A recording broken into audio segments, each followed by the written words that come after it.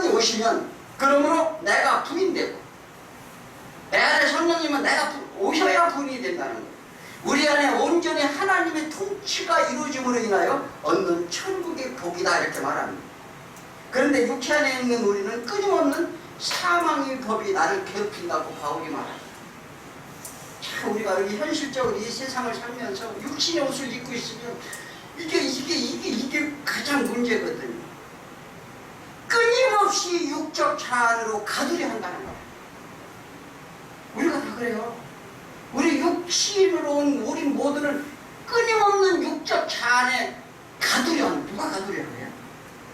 우린 이 싸움입니다. 그래서 내가 싸워 이기는 게 아니라 생명의 법이 이제 성령님이 사망의 법, 육신의 자아를 덮어버리고 삼켜버려야 된다고 사도 바울은 말합니다. 그래서 그러므로 먼저는 내 안에 핍박이 일어난다는 걸 아시라는 거예요. 당연히 핍박이에요. 그래서 뭐냐면 우리 안에 믿는 자들의 고통을 바울은 말하는데 로마서 7장 22절에 뭐라고 해요? 내 속사람으로는 하나님 법을 즐거워하고 내 속사람 하나님 법을 즐거워한대요. 내 지체 속에서 한 다른 법이 내 마음의 법과 싸워 내 지체들 속의 죄의 법으로 나를 사로잡는 것을 내가 보도록. 이게 끊임없이 육적인 자아. 이것이 우리를 늘 괴롭힌다는 거예요. 그러니까 이 싸움이 얼마나 우리가 고통이 근데 이런 고통을 받지 않으면 어떻게 해요? 이것은 하나님 만날 수가 없어요. 교회에 나올 때나 아니 나올 때나 그냥 어떻게 아무런 생각 없이 그냥 예수님한테 나오면 되는 것이 아니라 내 내면에 그 악한 영들과 이 생명의 법과 사망의 법이 다툼으로 전쟁이 일어나면서 내가 고통을 겪는 거예요. 핍박을 받는 거란 말이에요. 그래서 그것이 우리에게 어떻게 해요? 주어지는 이게 필연적인 거예요. 우리는 어땠어요? 우리는 뭐 어떻습니까? 나는 하나님께 가고 싶은 마음이 있어요. 우리 소원은 어디 있어요? 하나님 나라 가야지. 그런데 하나님을 떠날 때 떠난 내 마음이 내 육체를 사로잡는다 이렇게 고백합니다. 우린 육체가 우리를 지배하고 사로잡아요. 그래서 자꾸 하나님을 거부하게 하고 육신의 정욕과 이생의 자랑으로 끌고 가려는 사단의 영과에 사로잡혔다 이렇게 말합니다. 그들은 뭐라고? 야, 세상을 봐서 육신을 위해서 그렇게 물어보죠. 인생이 뭐 있어? 뭐 살아있을 때, 젊었을 때 놀아야지, 그죠? 그리고 각종 세상의 것들과 야합하게 합니다. 그래서 하나님을 잃어버리게 하도록 하는 게 내 안에 핍박이다 이렇게 말합니다. 이를 영적 전투라고 하는 거예요. 그래서 우리는 이 전투에서 반드시 알고 어떻게 내가 이길 수가 없으니까 하나님께 성령님께 어떻게 구해야 하는 거예요. 그 갈라디아서에서 그 영적 전투에 대해서 말씀하시잖아요. 사도 바울이. 그래서 뭐냐면 세상 사람들은 이러한 전쟁이 없어요. 왜? 그냥 육체의 법을 따르면 되기 때문에 그래요. 그들은 아무런 이게 없다니까요. 그런데 하나님 법을 따르려고 하는 법을 바꿔서 우리가 살던 법을 버리고 바꿔서 우리가 믿으려고 하니 어떻게 되겠어요? 당연히 내 안에 고통이 따른다는 거예요. 그래서 우리 마음에 하나님 말씀은 어떻게 해요? 아까도 기도할 때 그런 얘기, 골수를 쪼개 우리 아픔이 있어야 된다니까요. 그런 아픔 없이 어떻게 신앙생활을 해요? 그냥 예수 믿으면 그냥 축복이나 받고 예수님 뭐 내 소원이나 빌면 이렇게 된다고 하면 저기 예전에 어머니들이 선한당에서 빌던 거고 똑같죠. 그 예수님께서는 뭐냐면 우리를 어떻게 해요? 생명을 살리기 위해서 그렇게 하시는 거예요. 우리가 잘못된 것을 고쳐서 내 새끼를 고쳐가지고 훈육시켜서 올바른 내 자녀로 만들고자 한다는 거예요. 근데 우리는 훈련받는 걸 싫어해요.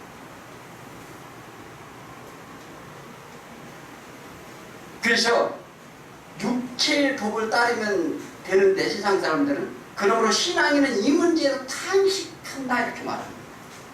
탄식을 해야 해요. 애통해 하는 거죠. 오라 나는 곤고한 자로다. 이 사망의 능에서 누가 나를 건져내요? 곤고한 자가 돼야 돼요. 네. 그래서 뭐냐면 영적으로 일어나는 탄식이 나와야 된다는 걸 믿으시기 바랍니다. 그냥 아무 감각이 없으면 신앙인이라 할 수 없는 거예요. 그래서 기도하시고 그러는 거죠. 바울은 예수님이 말씀하시는 축복에 대해 가난하고 애통해하며 온유하고 긍휼을 구하라 이렇게 말합니다. 이렇게 구하는 거예요. 그것이 뭐냐면 무엇이 우리가 문제일까요? 예차, 아까도 말씀드린 예차, 새로운 마음을 핍박한다는 거예요. 쫓는다는 거예요. 이게 핍박이에요. 그래서 뭐냐면 하나님의 법, 성령의 법을 따르는 것을 핍박한다 이렇게 말합니다. 그 와중에 사도 바울은 한 의를 발견하는데 그는 의에 줄이고 목말라 했습니다. 자, 우리 얼마나 의에 줄이고 목말라 하십니까? 자, 우리 주 예수 그리스도께 감사합니다. 자신의 싸움이 아니라는 걸 그를 깨달았어요. 우리 싸움이 아니라니까요. 영적 싸움은 하나님의 성령님과 악한 영과의 싸움이지, 그래서 우리 안에 성령님 내 안에 거할 때 악한 영이 물러가는 것이지, 우리가 무엇을 잘해서 우리가 무엇을 힘을 보태서 이렇게 하는 게 아니라고요. 네.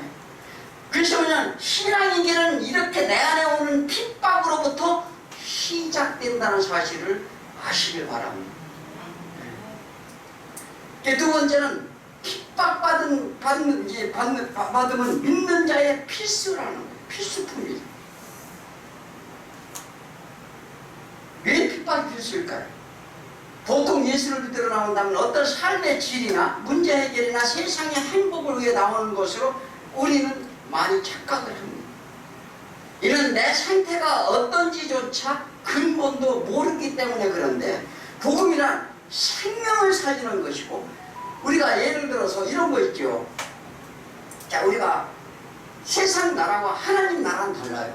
그러면 세상에 왔으면 세상 나라 우리가 백성으로 이사하는데 백성을 뺏어가려고 그래요. 그러면 가만히 있겠어요? 이쪽에서도 무언가 대응을 하지요. 이와 같은 원리인데, 그래서 뭐냐면 같은 편이었다가 다른 편에 가는데 그들이 그냥 보내지 않는다는 거죠. 자, 사도행전 14장 22절에 제자들이 마음을 굳게 하여 이 믿음에 머물러 있어라. 권하고 또 우리가 하나님 나라에 들어가려면 반드시 많은 환난을 겪어야 할 것이라. 근데 이 신앙인들이 그런 환난을 겪으려고 안 해요. 그러나 반드시 하나님이 너희를 낭족하게 하시겠다는 약속이 있어요. 그래서 성도라면 하나님 나라에 가기 위해서 겪는 필수라 이렇게 말합니다. 핍박이 필수예요. 그런데 요즘 기대하는 게 무엇입니까? 이 땅에서도 풍요롭고 인정받으며 많은 이들에게 추앙을 받고자 합니다. 자기 이름을 드러내고자 하죠. 예전에 바리새인과 서기관도 또한 그러했습니다. 자신이 죽고자 하지 않고 드러내고자 했다 이렇게 말합니다. 자, 이스라엘이 이제 출애굽을 해가지고 광야 40년을 걸었어요. 이게 모세가 데리고 가나안 바로 앞에 입성을 앞두고 있었습니다.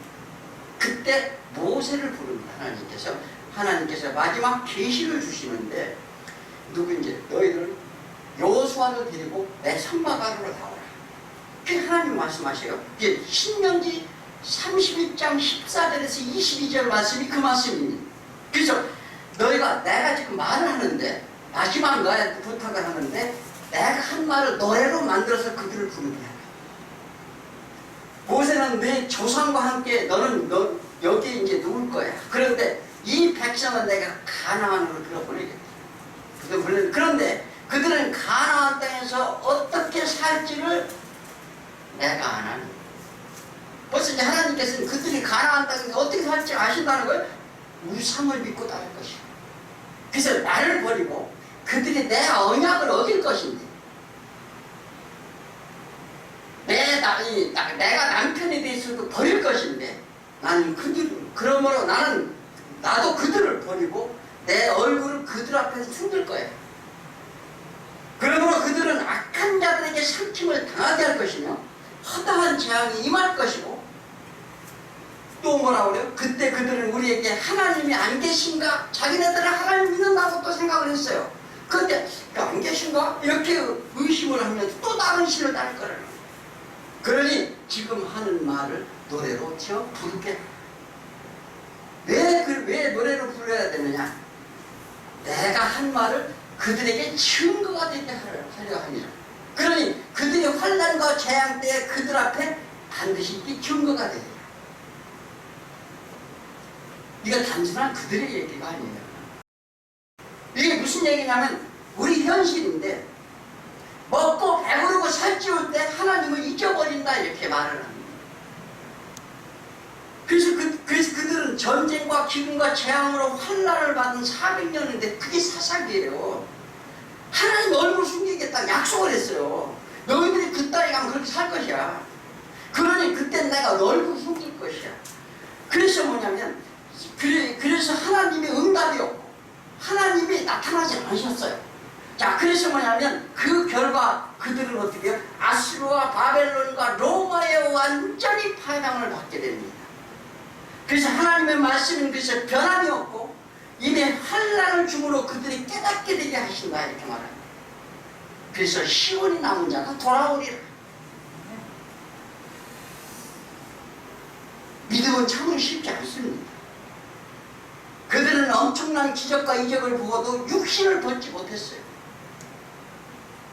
이는 반드시 예수의 의가 있어야 된다는 증거하기 위함이다 이렇게 말합니다. 왜 그럴까요? 이게요, 우리가 이거 반드시 신앙의 길은 반드시 알아야 될 게 역사 속에 우리들의 모습으로 보여주는 거예요.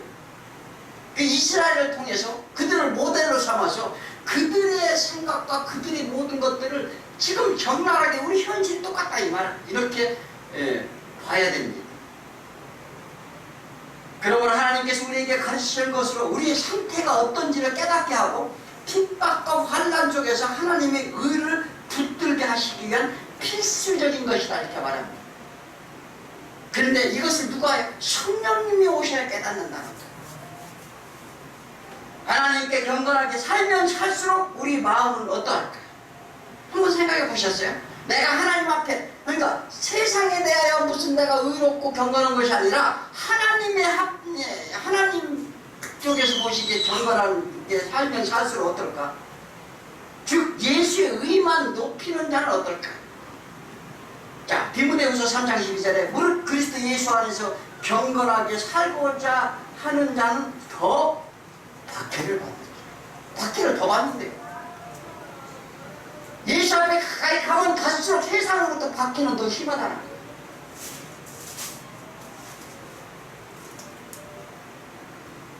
이것은 왜 그럴까요? 마귀의 올무에서 벗어나 하나님께 사로잡힌 바 된 그들이, 그러니까 그 그물에서 나를 수월에서 건져내기 없어서, 웅덩이에서 건져내기 없어서, 그러니까 이 세상의 사단의 악한 영들에 사로잡힌 우리를 하나님의 건져내시려 하기 때문에 그래요. 그들은 막 발목을 붙잡는 거죠. 핍박을 아까 뭐라고 가지 못하도록 뛰쳐쳐온다는 거예요. 이 세상을 떠나지 못하도록 쫓아온다는 거예요. 그러니까 얼마나 우리가 어떻게 해요? 잘 도망하라고 그러죠. 자, 이거 너희가 대적하지 말고 예수님이 도망하라 이렇게 말했어요. 우리는 반드시 영적으로 우리가 이런 상태임을 우리는 깨달아야 될 줄 믿습니다. 세 번째는 의를 위해 박해를 외적으로도 온다는, 외적으로도 이 박해가 오는데 우리 마음속에 싸움이 있었다면 외형적 물리적으로 핍박이 온다 이렇게 말합니다.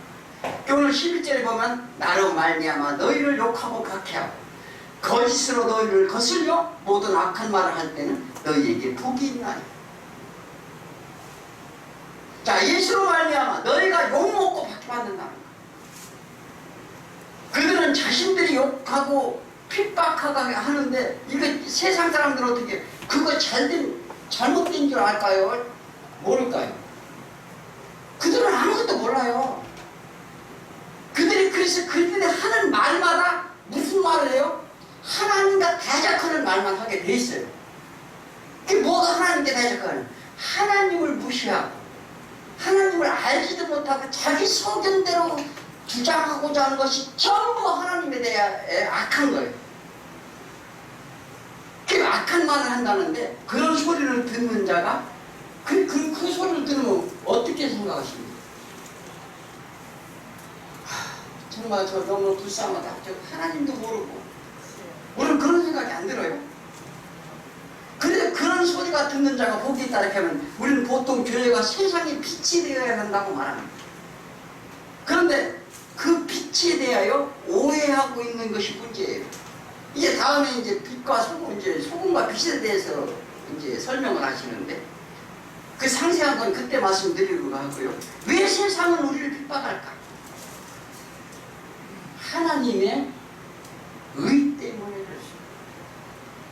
왜? 하나님을 거역하고 온 모두가 이 땅의 모든 만물이 하나님의 군대란 말이에요.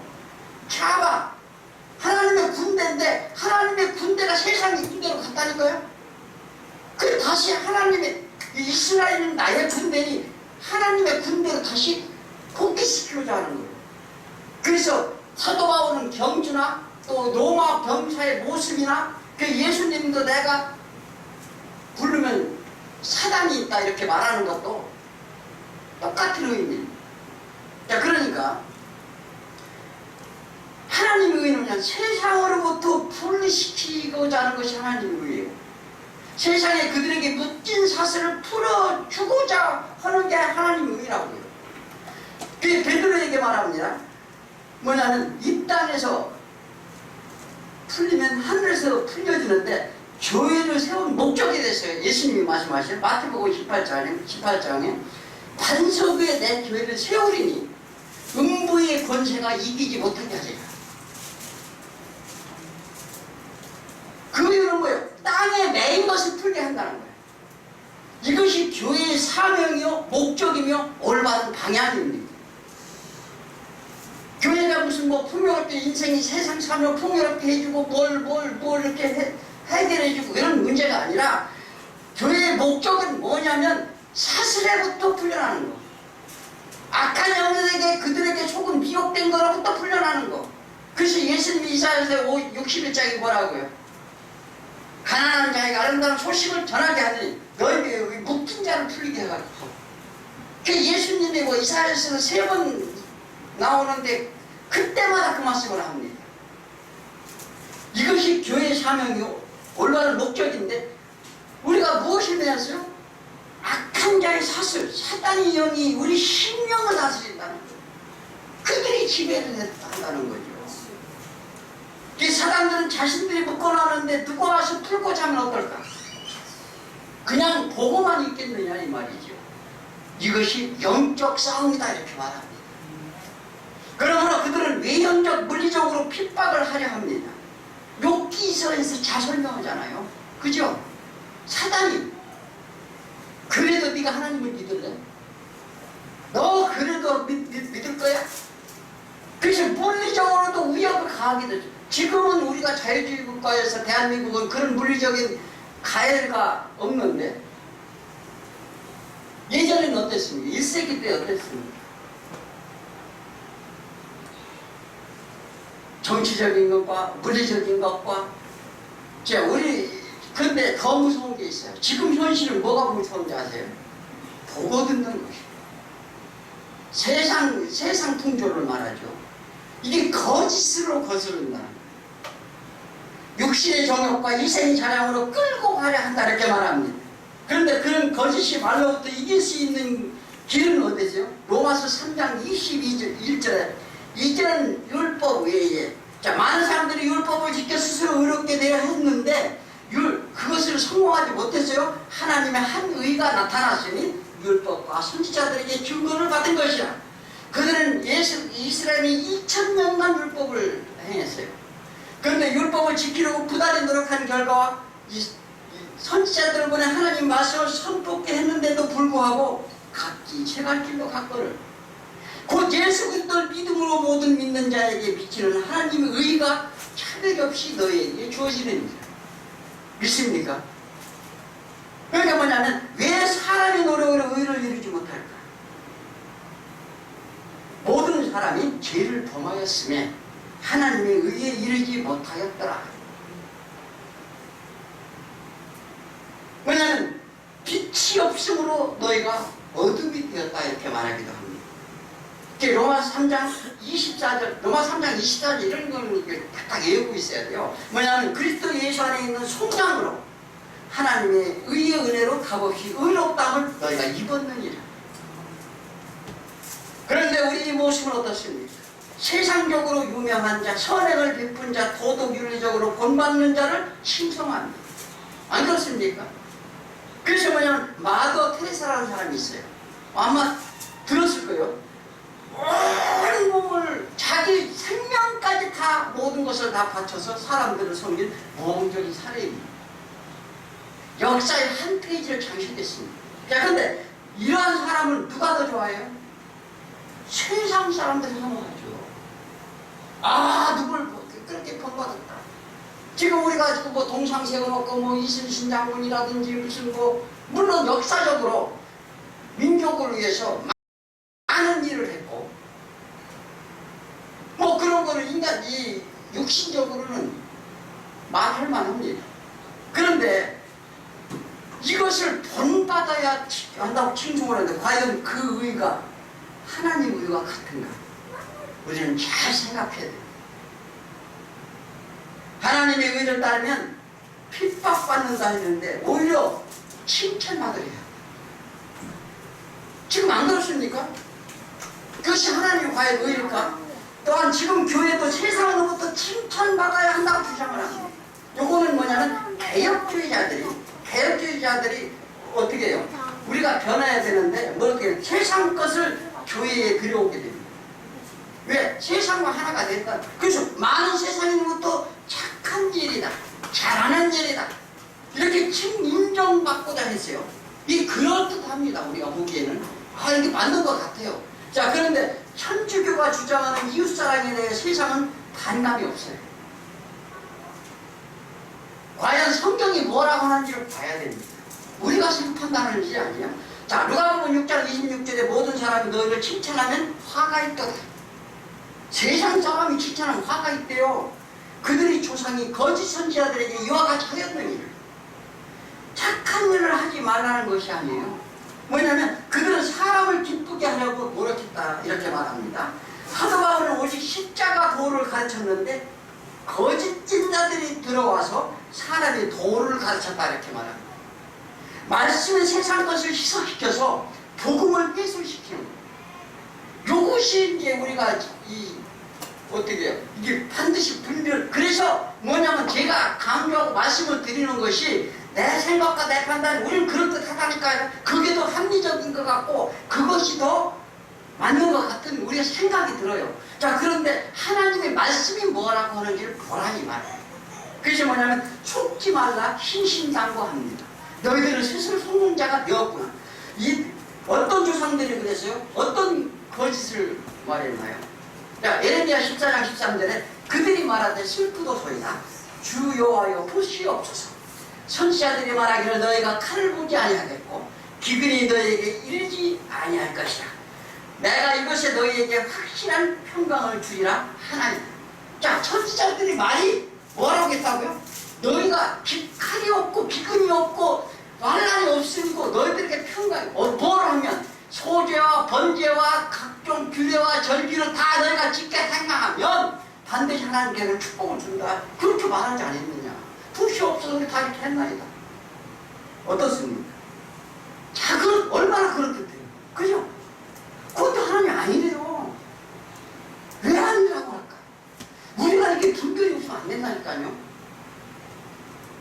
그래서 그들은 금식하며 벌어지졌는데 그들의 목적은 이만큼 했으니 평안이 보장되었다는 거. 보소서. 예수가 없이도 자신의 행한 행위 하나님이 보신다. 주 여호와여 보시옵소서. 하나님은 뭐예요? 나는 소제와 번제를 나는 원하지 아니하노라. 너희들이 이 땅에서 평강을 얻고자 제사를 드리는 헌물은 내가 받지 않는다. 그러면서 하나님이 뭐라고 그래요? 너희들이 광야 40년간 나한테 제사를 드린 적이 있더냐? 무릎 꿇잖아요. 그들은 줄기를 다 지켰어요. 그런데 한 번도 드린 적이 없대요. 왜 그럴까? 우리 신앙도 마찬가지예요. 예레미야 14장 15절에 그러므로 내가 보내지 아니하였어도 내 이름을 예언할 일기를 칼과 비근이 이 땅에 이르지 아니하니라 하는 선지자들에 대하여 이와 같이 말씀하셨느니라. 그 선지자는 칼과 비근에 망하니라. 이 거짓 선지자들이 옛날에 많았어요. 예를 들어서 이 선지자들은 뭐냐면 하나님의 나라 하나님의 뜻에 대해서 선포를 했습니다. 너희들 그럴 거면 다 죽을 거야. 너희들 그러면 다 멸망한다. 너희들 그러면 안 돼. 하나님을 찾지 말랬지. 그런데 그걸 안 들어. 안 듣고 뭐냐면 하나님이 이렇게 하면 축복이 준댔어. 이렇게 하면 뭘 준댔어. 요것만 따라. 지금 어떻습니까? 그러니까 그래서 그 선지자들은 칼과 기근에 망하게 하는데 그 말을 듣고 따른 백성 또한 그렇다는 거예요. 그게 얼마나 심각한지 아셔야 돼요. 그래서 뭐냐면 칼과 기근을 예루살렘 거리에 너희들은 던짐을 당할 것이라. 자, 지금 세상이 코로나에 대해서 굉장히 혼란스럽습니다. 그런데 그 코로나가 왜 왔는지 근본적인 원인을 생각하지 않아요. 어떻게 하면 물리적으로 그것을 거리두기를 해가지고 머리에서 그것을 종식시키자만 노력을 합니다. 이것은 하나님의 경고예요. 왜? 믿는 자들이 그 뭐냐면 세상의 문제가 아니에요. 하나님은 세상 관심 없다니까요. 믿는 자기 백성에게 관심이 있는 거예요. 그렇잖아요? 그런데 지금 자기 백성들이 올바르게 하지 아니하기 때문에 문제가 심각한 거죠. 그건 또 계시록에 보면 하나님이 보내시겠다는 약속이 있어요. 그게 환란이에요. 그래서 우리는 그 환란 가운데 우리는 살아나는 거예요. 악한 자는 세상 사람들은 환란 가운데 멸망을 당하지만 우리는 환란 가운데 다시 어떻게 해요? 하나님 나라에 돌아가는 주의 백성으로 만들고자 하는 하나님의 뜻임을 믿으시기 바랍니다. 그래서 뭐냐면 거짓된 자들은 모든 절기와 제사 금식 기도를 하면 너희들에게는 하나님께 너희들의 행위를 보고 계시니 반드시 확실한 평강이 보장이 되리라. 이렇게 가르쳤다 이렇게 말합니다. 이 선악과를 먹은 자들이 주장인데 본질적인 죄의 문제입니다. 그래서 너희가 본질을 좀 알라는 거예요. 누가복음 16장 15절에 예수께서 이르시되 너희는 사람 앞에서 스스로 옳다는 자들아 너희 마음은 하나님께서 아시나니 사람에게 높임을 받은 그것은 하나님 앞에 미움을 받으리라. 세상에 사람들에게 높임을 받는 자는 하나님 앞에 미움을 받는 거예요. 그런데 여전히 우리를 높아지고자 합니다. 이게 뭐냐면 스스로 옳다는 디카이오네, 즉 예를 들어서 인간이 스스로에게 의로움을 든다는 거예요. 무슨 얘기인지 아세요? 뭐냐면 설교를 하는데 말씀을 전하는데 인간이 스스로 의로움을 가리킨다는 거예요. 그러니까 그래서 뭐냐면 예수님은 너희들의 한 일로 얻은 의가 아니라 하나님 나라 복음을 전파돼 사람마다 그 일로 다 침입하게 해야 된다. 이렇게 말씀하시는 거예요.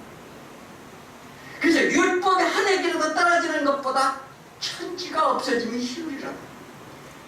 그러니까 율법을 지키는 게 그만큼 어렵다는 거예요. 우리가 안 된다는 거예요. 천지가 차라리 없어지는 게 더 쉽다는 거죠.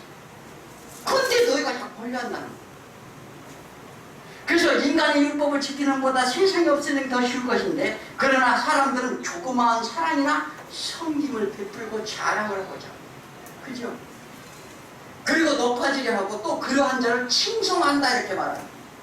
그래서 수많은 사람들이 누가 어떠면 괜히 막 그 사람이 어떻고 칭송하는 사람이 너무나 많아요. 그것은 구약시대의 것이었다 이렇게 말합니다. 너의 율법에 의를 주었을 때 그런데 지금도 그렇게 높아지려 하고 있다 이렇게 말하는데 그것은 세례 요한 때까지라. 무슨 얘기냐면 율법은 세례 요한 때까지인데 인간이 의로 해보려고 하는 기간을 말하는 거예요. 그러니까 아까 찬송에도 나오대요. 하나님이 내 안에 오시면 이미 어떻게 해요? 그런데 신앙인데 잘만이 없어요 지금. 계속 다 율법에 매여 있다니까요. 왜 그러냐? 마음에 그러니까 주가 예수 안에 거하지를 못하기 때문에 평강이 없어진 거예요. 사람들은 세상을 진리를 들으려고도 받으려고도 하지도 않아요. 뭐 말씀하면 뭐 말씀으로 뭐 딱딱하다는데 뭐가 어떻다는데. 그래서 저번에 우리 저기 사모한테 내가 말을 했는데 교회에 100명이 오면 1명이 성경을 본다는 거예요. 나머지는 뭐로 보고 오느냐? 그 사람 성도들의 모습을 보고 온다는 거예요. 기가 막히는 상이에요. 그 성도들이 뭐라고 했어요? 그 사람들이 의의가 있나? 그러니까 이거 심각한 문제 중에 하나죠. 그건 제가 하는 얘기가 아니라 조사해본 결과 그렇대요. 그래서 뭐냐면 성경이 말씀 그리스도 십자가를 말하면 거부한다는 것은 아직도 내 안에 악한 것들이 방해하고 있다는 사실을 알아라는 거예요. 인간의 존재성이나 어떤 주체성이나 자율성이 스스로 높아지려 하고 자신의 가치를 높이려 하는 것은 화가 있다 이렇게 말합니다. 교회의 본질, 즉 세상으로부터 우리가 칭찬을 받는 것일까? 세상이 본받도록 하는 것일까? 세상을 기쁘게 하는 것일까? 이게 참으로 구분하기 어려워. 그죠? 이게 맞는 건가? 자, 12절에 보면 기뻐하고 즐거워하라. 제 세상에 핍박에 대하여 기뻐하고 즐거워하래요. 하늘에서 너희 상이 큼이라 너희 전에 있던 선지자들도 이와 같이 박해하였느니라. 자, 거짓된 선지자들은 사람을 기쁘게 하는 말을 전했어요. 자, 그런데 사람은 여기에 환호하고 따랐는데 참 선지자들은 그들은 잘못을 지적하고 깨닫도록 하나님의 하시고자 하는 의의를 전했습니다. 그런 선지자들은 백성들로부터 전부 박해를 받았는데 나하고는 안 맞는다는 거예요. 내 생각과 다르다는 거예요. 이는 하나님의 의의를 모르는 행위들을 했습니다. 우리는 하나님을 떠난 죄인입니다. 그런데 이 땅의 징계를 통해 하나님을 알게 하시려는 것이 하나님의 말씀인데 진정한 화평은 하나님과 화목에 있습니다. 그런 자가 하나님의 의의에 대해 깨닫고 알기에 세상 원리와 반대되는 하나님의 나라의 가치가 세상 것보다 더 높고 많다는 것을 우리는 깨닫습니다. 그래서 예수님의 비유 말씀으로 밭에 보아야기도 합니다. 자기 밭에 누구 밭에? 이스라엘 밭에 예수 그리스도가 왔는데 그를 알아보는 자가 아무도 없더라는 거죠. 그래서 자기의 전부를 다 팔아 예수 그 보화를 사고자 하는 사람이 있었잖아요. 하나님이 주시는 상은 뭐예요? 이게 미스도스라는데, 즉 예를 들어 임금이에요. 싹 무슨 임금이에요? 뭐냐면 천국으로 다시 돌아가는 복인데 이 땅에 사단의 노예로가 살았어요. 사단의 노예로 산 싹이에요. 그게 노예의 싹. 자, 하나님이, 자, 이걸 잘 생각해. 하나님이 우리를 어떻게 해요? 하나님이 보내신 거예요. 우리를 이 땅에. 그래서 하나님의 보냄을 받고 하나님이 다시 돌아가는 겁니다. 그러려면 어떻게 해요? 하나님이 이 땅에 보냈어요. 너희가 내가 없어도 살 수 있다는 주장을 나와 공동됨을 체함으로 인해서 그 사단의 미혹돼서 그들과 같이 이 땅에 오는데 이 땅에 와서 사단의 종로를 하는 얼마나 소위 말해 세상 말로 배고생입니다. 그죠? 얼마나 고생이 많아요. 자, 그러니까 그 싹을 준다는 거예요. 그 삭스를 준다는 것은 지불을 하고 뭐냐면 하나님 나라에 다시 돌아오게 하는데 그것이 하나님의 유업을 이루죠. 그래서 하나님께서는 뭐예요? 이 세상에 병든 자라야 너희가 필요하지 세상에서 의롭다 하는 자, 그러니까 건강하다는 자는 내가 필요치 아니한다 했잖아요. 우리는 다 병자고 환자예요. 그걸 알아야 돼요. 네. 그래서요, 오늘 이제 내가 의를 부르러 온다, 죄를 부르러 온다, 이렇게 예수님이 말합니다. 그래서 너희가 뭐냐면 하나님께서는 나로 말미암아 사람들에게 너희를 비유하며 멀리하고 욕하고 너희 이름을 악하다여 버릴 때는 너희에게 복이 있도다. 그러면 그 안에는 너희가 반드시 기뻐하고 뛰놀게 될 것이다. 이게요, 원리적으로 생각하면 우리가 이해가 안 가요. 그런데요, 한번 그렇게 해보시겠어요? 우리는요, 내 자아가 안 죽어서 그런데요. 정말로 진정으로 내 마음의 천국이 소유가 된다면 그건 가능한다는 얘기예요. 믿습니까? 우리 그렇게 한번 살아봅시다. 그래서 뭐냐면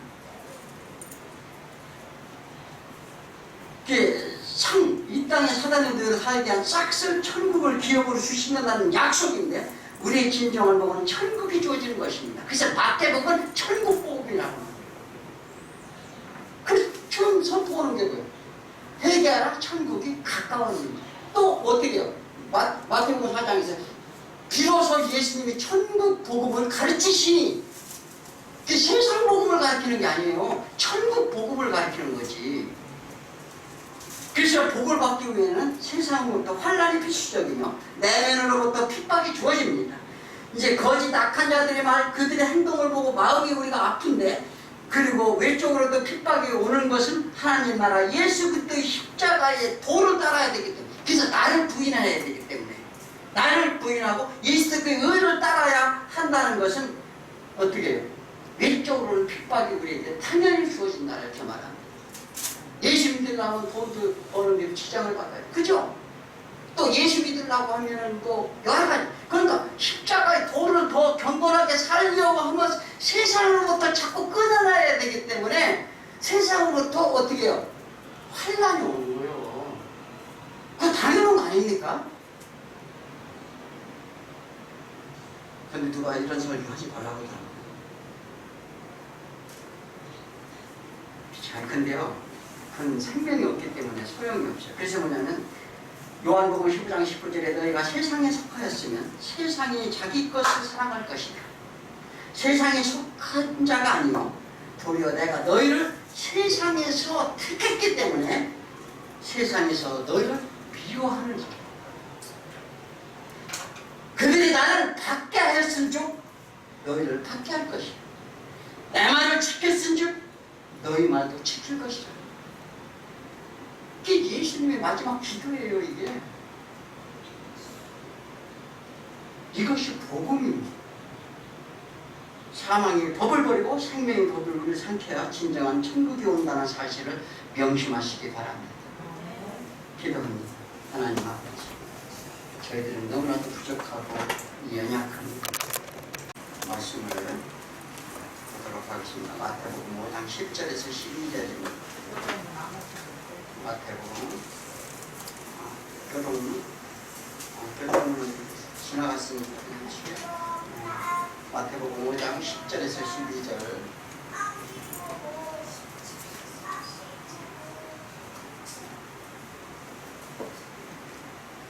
다 찾으셨죠? 세 절이니까 이제 속독해서 읽도록 하겠습니다. 10절. 의를 위하여 박해를 받는 자는 복이 있나니 천국이 그들의 것입니다. 나로 말미암아 너희를 욕하고 박해하고 거짓으로 너희를 거슬러 모든 악한 말을 할 때에는 너희에게 복이 있나니 기뻐하고 즐거워하라. 하늘에서 너희 상급이 크니 너희 전에 있던 선자를 우리같이 받게 하였느니라. 아멘. 자꾸 제 시기가 나왔습니다. 자, 날씨가 무척 덥죠. 오늘 팔복 중에 마지막 복인데 말복이 지났나요? 안 지났나요? 안 지났어요. 참, 그 여름철에 복도 3번이 지나가는데 우리 참 복을 좋아하는데 우리 이제 오늘 팔복 중에 마지막 복에 대해 예수님은 말씀하시는데 우리가 신령 첫 번째 복이 뭐겠죠? 신령이 가난한 자 천국이 그들의 것이라고 하시면서 의를 위하여 핍박받는 자 또한 천국이 그들의 것이라고 말하고 팔복의 시작과 끝을 천국이 그들의 것이라고 매듭을 짓습니다. 자, 그래서 어찌 보면은요 그동안에 보았던 7가지의 복에 관하여 이제 마지막으로 그 결말을 짓는 하나님의 축복이심을 우리 믿으시기 바랍니다. 그래서 이렇게 다른 말로 뭐냐면 너희가 천국이라는 거예요. 과연 우리가 천국의 삶을 사십니까? 힘들죠? 인생 살기 참 힘들죠. 그죠? 날씨도 더우면 일하기도 힘들고, 우리가 또 먹고 살기 위해 애쓰고 힘쓸 때마다 힘이 듭니다. 그런데 너희가 무엇을, 아까 찬양에도 나왔듯이 너희가 무엇을 하니 마음의 천국이 와야 될 줄 믿습니다. 그래서 뭐냐면 이미 주어진 것으로 말씀하시는 거예요. 그래서 하나님의 나라는 어디에요? 어떤 장소의 개념이 아니라고 말씀하셨어요. 왜냐하면 통치의 개념이에요. 내가 누구 통치를 받느냐, 누구 말을 듣느냐, 이 말이죠, 한마디로. 그래서 이미 너희들이 하나님의 통치를 받고 있다, 이렇게 말합니다. 그래서 하나님이 계획하신 뜻에 따라 하나님과의 관계, 또 아버지 하나님이 누구신지, 또 내 존재가 무엇인지, 또 나는 어떤 상태에 있는지를 알고 깨닫게 하시는 하나님이 온전하신 뜻 안에 서 있는 것을 말합니다. 다시 설명하자면 우리 성도란 뭐예요? 이 하나님이 누구신지, 어떤 뜻을 가지고 우리가 육체의 옷을 입고 이 땅에 왔는지, 우리의 상태가 어떤지, 우리의 존재는 무엇인지에 관하여 알아야 된다는 거예요. 그것을 알고 깨닫는 자에게 하나님의 온전한 뜻 안에 서 있다, 이렇게 말합니다. 그래서 아담의 육체를 따라온 모든 사람들은 자신의 존재와 주체로 가치를 증명하고자 발버둥칩니다. 그게 뭐예요? 자기 속인대로 살아가는 거죠.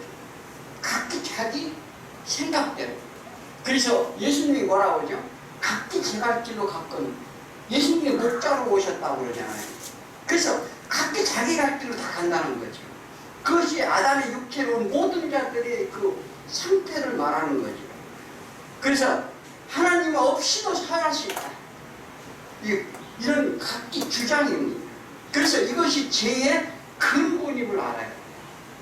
이게 우리의 죄의 근본인데, 우리 인간은 어떻게 해요? 고지를 점령하고 각기 자기 바벨탑을 세우고 하나님과 비교버리겠다 하는 그 어떻게 구름 위에 앉은 악한 영들의 뜻을 따랐다는 거죠. 그래서 뭐냐면 10절에 보면 의를 위하여 박해를 받는 자 복이 있다, 이렇게 말합니다. 의를 위하여 박해를. 자, 네 번째 복이 보이죠? 의에 줄이고 목마른 자는 배가 부르다, 이렇게 말했죠.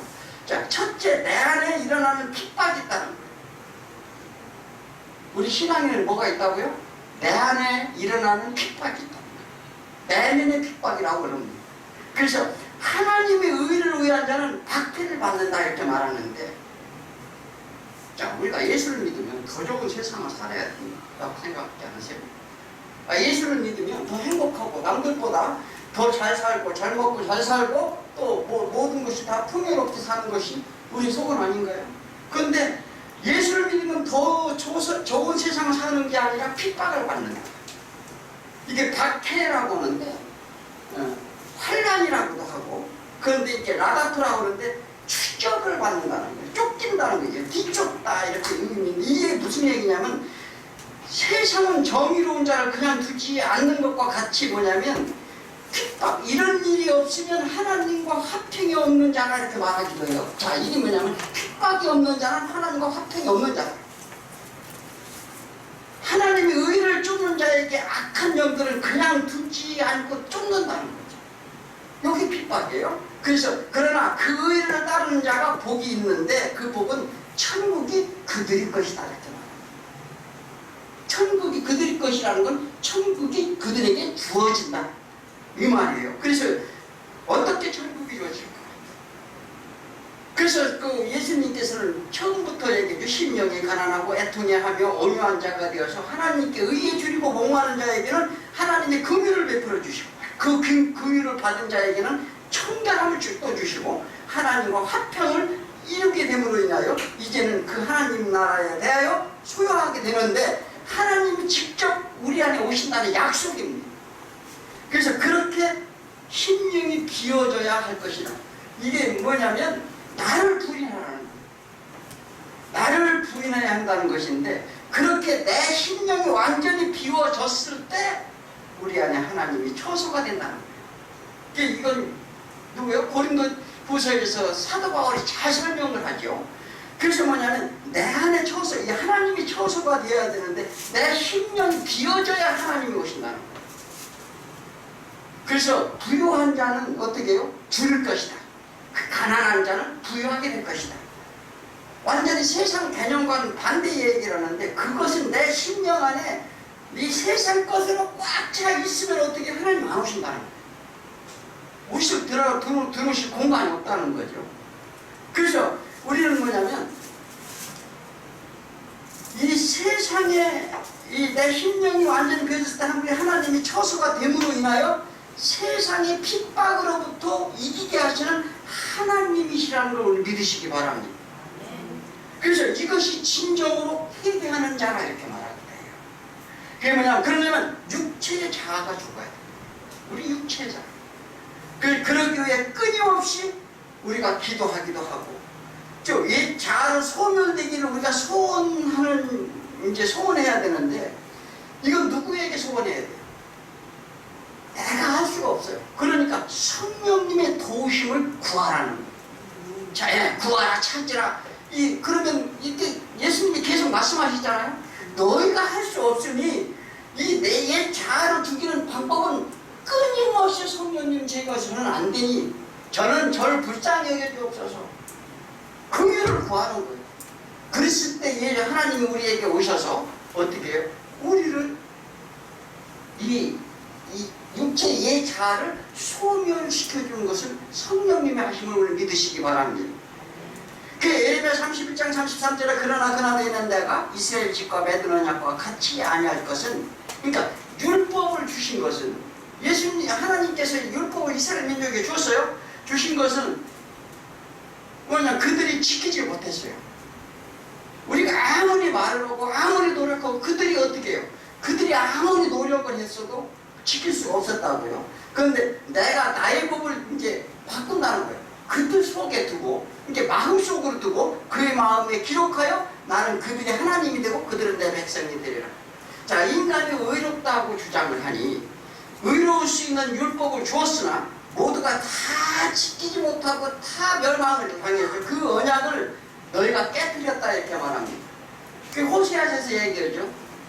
내 약속, 남편을 버렸다, 남편과 약속을 어겼다, 너희가 깨뜨렸습니다 이렇게 말하잖아요. 그래서 뭐냐면 이것을 너희가 깨뜨렸으므로 안 된다는 것을 어떻게 해요? 인정만 하는 거죠. 그런데 우리는 인정하지 않아요. 우리는 아직 얼마나 고집이 센지 자기가 옳다고 주장합니다. 그래서 죄를 깨닫는 자에게 직접 오신다는 약속입니다. 하나님이 우리 마음속에 오셔서 죄에 대하여, 의에 대하여, 심판에 대하여, 그러니까 너희가 왜 죄인인지, 하나님의 뜻이 무엇인지, 그 믿음이 무엇인지, 그 다음에 하나님께서 왜 심판의 필연성을 설명하는지를 직접 가르치신다는 거예요. 그래서 누구를 보내? 성령님을 보내. 이게 알게 하시겠다는 하나님의 의지요, 그것이 하나님의 의라 이렇게 말합니다. 그래서